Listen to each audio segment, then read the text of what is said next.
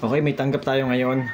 Bale, ito ay galing sa ating tropa, sa aking classmate na pinapagawa niya sa akin. Kasi ang problema nito ay mayroon siyang BIOS lock. Hindi na mabuksan. Naka-BIOS lock yan. Pagbukas niya, hindi na binuksan ko.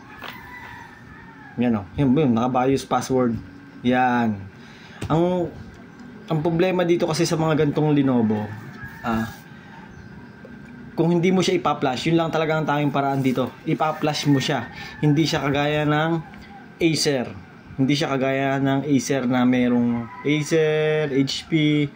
Yun, meron siyang kahit magkamali ka dito ng type ng password, maglalabas siya ng serial number na parang serial password. Yun, may unlock mo siya. Pero pag dating dito sa Lenovo, sa mga Lenovo ganito, kahit pag ititype mo yan ng gano'n, enter. Ayan, lalabas na invalid password, okay mo yan. Ayan o, maglalabas dyan ay system lock. Error, ayan o, error system lock. Yan yung kanila, yun ang pagkakaiba. So, compared dun sa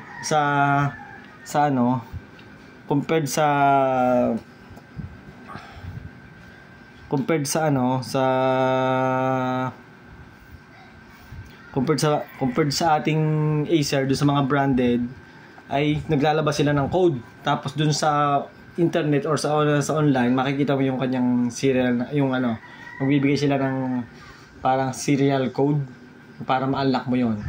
Ito wala. Talagang ito, BIOS flash lang talaga ang kailangan dito. Bali, itong pinapagawa din sa akin ito ay isang China. Tingnan mo yun, China siya. Yan, China yung kanyang mga lettering dito. China rin ito. China. Talagang totally China made ito. Tapos, dito sa likod, makikita mo, ito. Yung sa model name niya, Chinese language din. Ayan Chinese language. B3110, yan China. Nakanap, made in China. Talagang pure China siya, for disenyo siya para sa mga Chinese people. Ito. Itong build na ganito. Pero talagang manipis. Hindi kagaya ng build ng ating mga China siya. Pero Acer. Pero dinesign siya. Ito, dito mo makikita kung para saan yung unit na yon. Ito, China na Acer. Pero, ayun, China na Acer. Pero Acer Italy. Yan. Parang global siya, pwede. Yan. Kagaya nito, yan ito. Tapos yung kanyang series, ayun.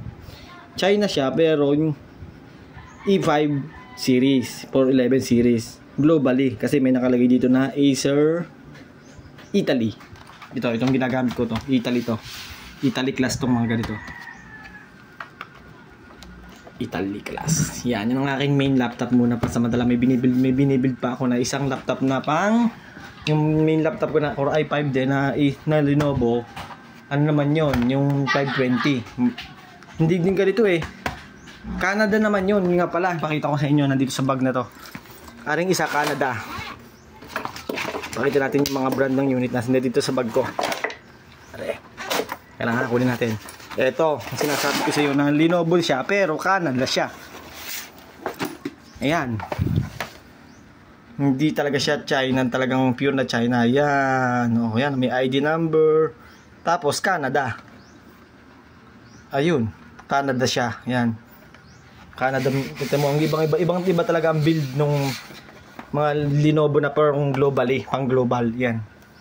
Talagang high quality ang mga. Yan, tikitin yung sa Lenovo. Tingnan mo ang linaw. Pag hindi China ang inyong Lenovo, ayan. Ang ganda ng kanyang pagka-emboss. Tsaka dito. Ayan, kitang-kita naman sa lettering pa lang. Tsaka yung emboss niya. Yung emboss niya talagang naka-emboss. Yan. Lenovo siya, pero maganda yung build quality niya. Talagang rugged. Kumbaga sa tangke. Tangke. Yan yung susunod kong project na laptop. Yan magiging main laptop ko na mas malaki na umaga sa tangke. Meron kasi yan GPU. Ito naman, ang nagpapabilis lang dito sa akin laptop ay Dinaan ko lang to sa bilis, sa ganda ng settings kasi naka 8 gig RAM tapos SSD pa. Di ba gano'n nakabilis noon? Halimaw tapos naka 500 gig pa yon SSD niya. Naka partition. Yan.